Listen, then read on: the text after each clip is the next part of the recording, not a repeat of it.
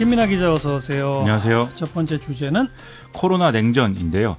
코로나19 사태로 각국이 서로 협력하기보다는 반목하는 추세다라는 점에서 이런 표현이 나오는데 어떤 내용인지 살펴보겠습니다. 미국이 중국을 계속 공격하는 이것 때문이잖아요. 그러니까.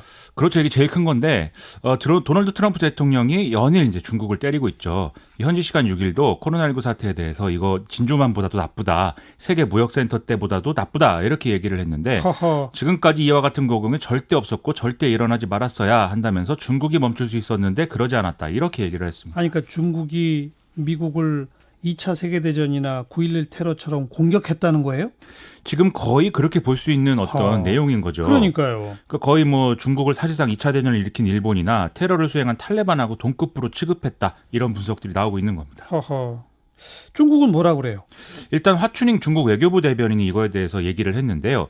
미국의 적은 코로나19다. 중국과 미국은 함께 전투에 나선 전우이지 적은 아니다라고 반박을 했습니다. 네. 그러면서 또 좀 꼬집었는데 미국에서 확진자 수가 지금 계속 증가를 하고 있다. 이 점을 언급하면서 세계에서 가장 의학기술이 발달한 국가가 적극적으로 대응을 했으면 중국보다 방역 업무를 잘 수행했을 거 아니냐. 중국은 어느 정도 지금 진정이 되는 추세인데 네. 미국이 이렇게 대응하지 못하는 것을 왜 우리한테 이러냐 이런 식으로 좀 반박을 했습니다. 근데 트럼프 대통령은 계속해서 코로나19가 중국 우한 연구소에서 나왔다라는 주장을 펴잖아요.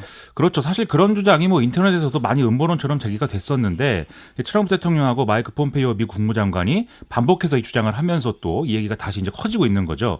엊그제는 바이러스가 연구소에서 유출된 거라는 증거도 있다라고 하면서 보고서를 곧 내겠다 이렇게도 얘기를 했는데요. 여기에 대해서도 중국은 이런 주장은 사실이 아니라면서 이 미국 인사들이 거론하고 있는 우한 바이러스 연구소는 중국과 프랑스가 합작을 해서 운영하고 있는 거고 또 미국의 저명한 학자도 15년간 협력 교류하고 있는 대단히 이제 신뢰성이 높은 곳이다라고 설명을 하고 있습니다. 네. 이게 결과적으로는 또 미중 무역 갈등하고 연결되는 거 아니에요? 그렇죠. 트럼프 대통령은 또 최근에 1차 미중 무역 합의가 지켜지지 않는다든지 이런 걸 전제하긴 했지만 대중 관세 부과를 다시 강행할 수 있다라는 주장을 몇 차례 이제 했습니다. 그리고 이제 미국의 어떤 경제 정책에 지금 상당한 영향을 미치고 있는 레리 코들로 국가경제위원장도 이 트럼프 대통령의 이런 주장을 거들면서 중국에 의존하던 생산망에서 탈피하겠다. 그래서 호주라든지 또 한국이라든지 대만 같은 핵심 동맹들하고 이제 생산망을 같이 이제 짜는 것을 고려해보겠다 이런 주장을 계속 하고 있는 그런 상황인데요. 네. 오늘 18일부터 19일까지 또 세계보건기구 총회가 열리는데 여기서 또 미국이 대만의 재참여 문제를 두고 중국하고 대립할 수가 있다 이런 전망이 나오고 있습니다.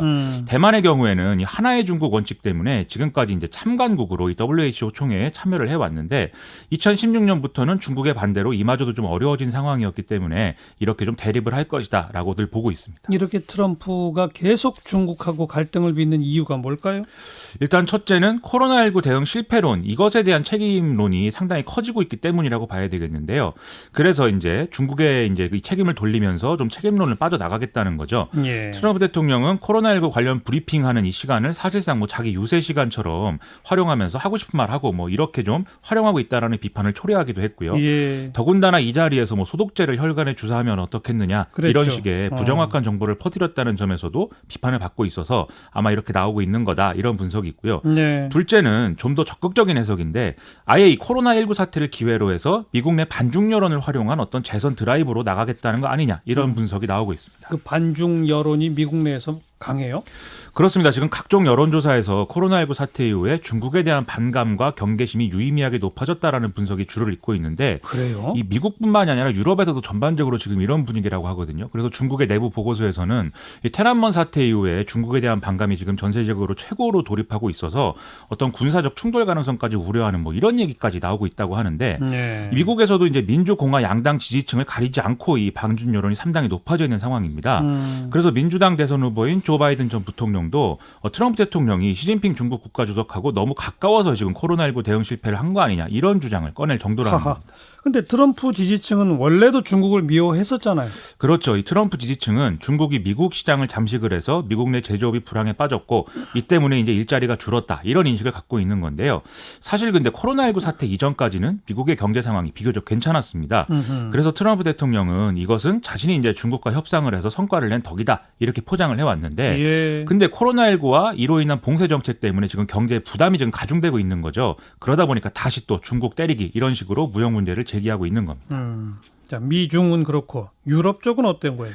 지금 유럽의 경우는 이탈리아, 스페인, 프랑스, 영국 등에서 사망자 수가 2만을 넘어선 상황인데 그런데 이들보다 인구가 많은 국가인 독일의 경우에는 지금 6천 명 정도로 사망자 수를 제한하고 있는 이런 상황입니다.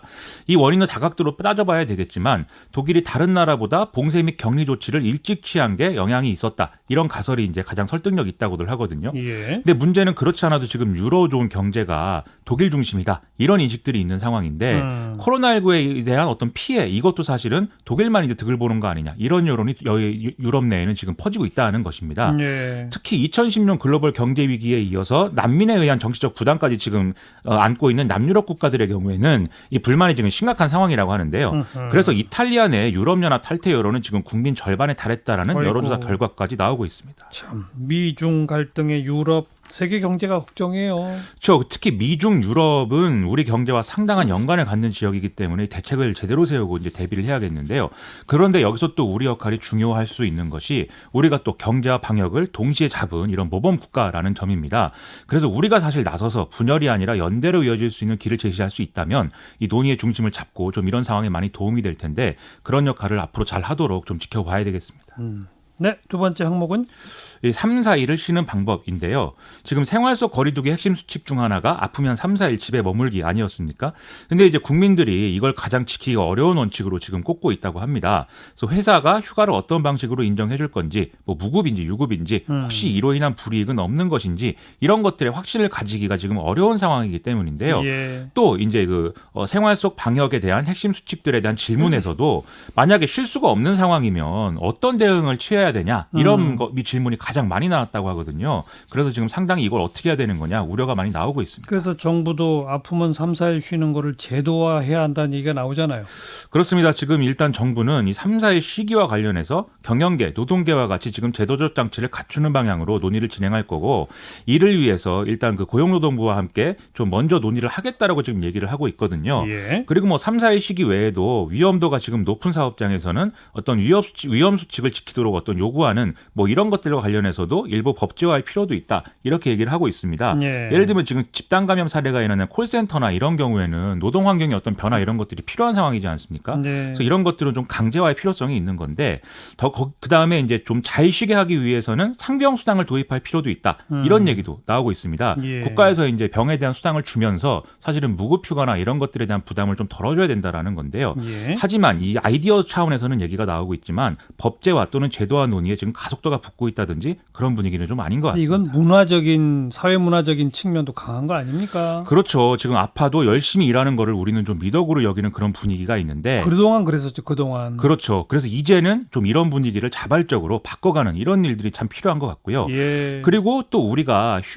저녁이 있는 삶 이런 것들의 구호도 상당히 많이 이제 회자가 됐는데 쉬는 날 자체를 늘릴 필요도 있는 것 같습니다. 그래서 내일이 어버이날인데 사실 문재인 대통령이 어버이날을 휴일로 지정하겠다 이런 공약도 한 적이 있거든요. 예. 그래서 휴일을 늘림으로 인해서 쉬는 것에 대한 우리 어떤 거부감 이런 것들을 줄이는 것도 필요할 것 같고요. 그리고 근본적으로는 사실 노동권과 노동자의 건강권 이것을 전반적으로 보장하는 그런 원칙이 있는 사회라면 사실 지금과 같은 쟁점은 발생하지 않겠죠. 네. 그런 점에서도 우리가 어떻게 노동권과 건강권을 보장할 수 있는지를 같이 논의하는 이런 계기가 되면은 정말 좋을 것 맞아요. 같습니다. 우리가 지금 코로나 얘기만 하고 있는데요. 사실 감기 있잖아요. 그렇죠. 그것도 전염병이에요. 그렇습니다. 네. 감기 걸린 사람 집에 있어야지. 괜히 회사 나오면 동료들이 다 감기 알아요. 그렇죠. 그게 결과적으로는 그리고 회사의 어떤 생산성이나 이런 당연한 것에도 해가 얘기죠. 되는 거죠. 그렇죠. 그렇죠? 네. 이런 사회 문화적인 분위기가 돼야 될 텐데 그래야 걱정이네요. 됩니다. 네. 김민아 기자 수고하셨어요. 고맙습니다.